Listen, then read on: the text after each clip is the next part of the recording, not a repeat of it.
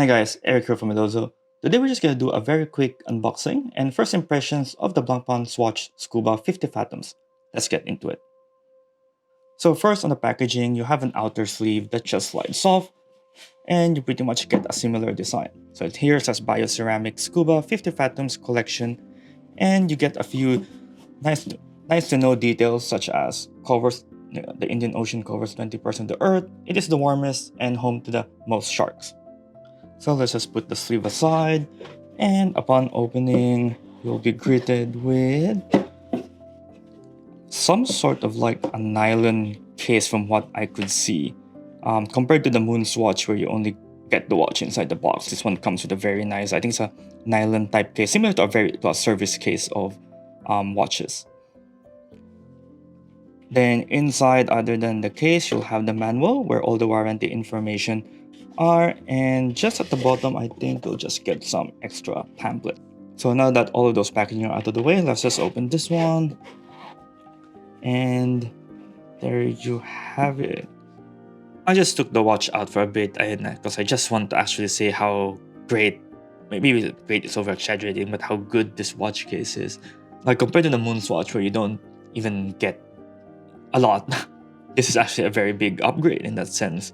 Like if you even have a Tag Heuer skipper, new one from the Carrera, you could even use this as a case just because of the color scheme. It's very similar. Of course, one of the things is this is just Swatch Blancpain branded, so you could hide it or you could just ignore it, but otherwise it is a very good alternative.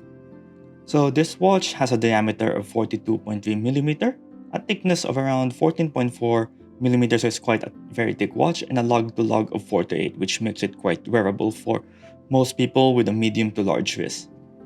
The strap is apparently constructed from recycled fishing nets, so don't expect something that is very similar to a seatbelt with NATO strap if you like your NATO strap very soft. Nonetheless, just comparing it side by side, so this is an Omega NATO, this is just a standard seatbelt weave, and this is your default strap.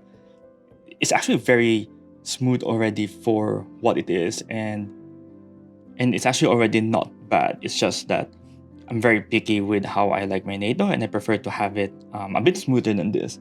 Let's just quickly remove this one just to see what else we could find.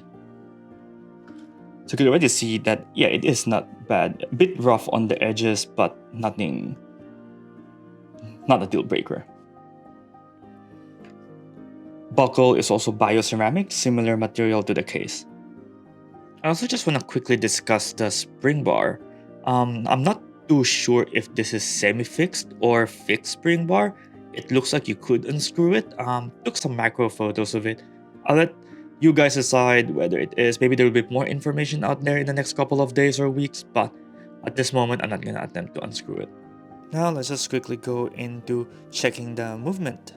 I'm not going to go through much about the System 51 movement, but summary is it has a 90-hour power reserve and a fully anti-magnetic movement thanks to the hairspring made with the Nivacron, ensuring high precision. I believe it's plus minus 7 seconds per day as well. The design of the case back pretty much is what they call the nudibranch, which is a group of soft-bodied marine gastropod models. I just had a quick search before doing this one. That inhabits all 5 oceans.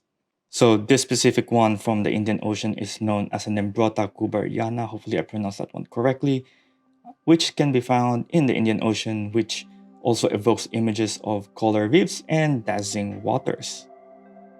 So the hour indices, hour and minute hands, as well as the scale of the bezel are all coated with grade A super luminova. The bezel only rotates in one direction, and it's also a green bioceramic material with anti-scratch coating insert also in black. One thing that I also like with the bezel is how that feeling when you rotate it is very tactile, so you can see it, like it's a very good feedback with that one. The glass is a biosource material treated with an anti-scratch coating. And for people's information, the lug width is also 22mm. One thing that I also like is the date, how it's actually almost edge to edge with the date window. Something very uncommon for, mass-produced watches like this. Crown operation as well is actually, I find it really good. So Even like just changing is a very good click, and just adjust the quick set for the date. Very nice feeling. Something, probably other brands at this price point will have no problem with, but impressive for a swatch and a plastic watch basically. Then on adjusting the time, another click outside and you move clockwise and pretty much works as intended.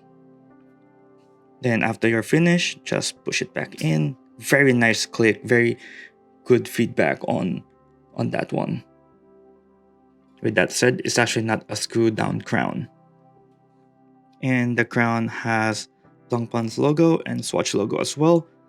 So let's do a quick comparison with Moonswatch.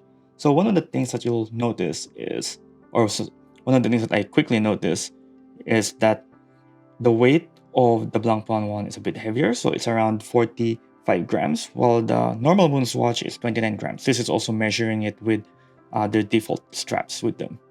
So there's a bit more weight. Like, it's still very light, it's still very plasticky, but it feels heavier relative to comparing it to the Moonswatch. As mentioned as well, I still prefer the packaging of the new Blancpain just because it's nicer, more usable outside of just being stored in the box.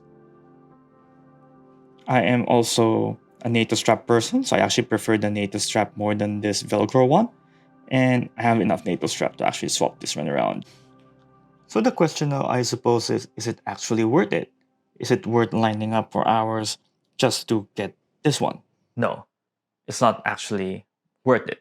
There's a lot of better watches out there for a similar price point.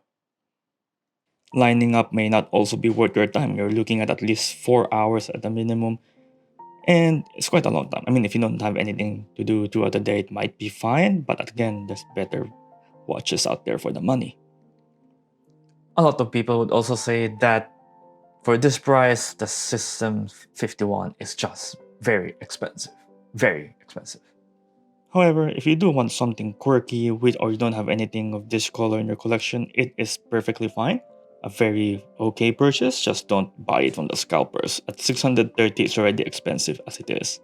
Like always, like, subscribe, leave some comments below if you have any questions, and I will see you in the next video.